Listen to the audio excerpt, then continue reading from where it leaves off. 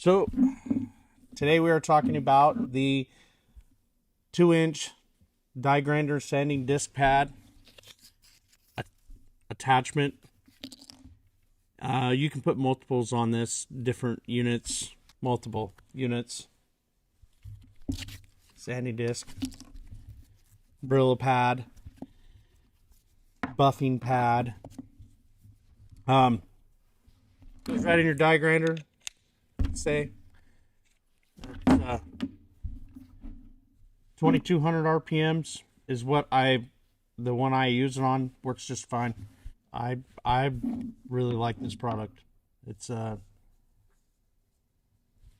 great product. Hope this helps.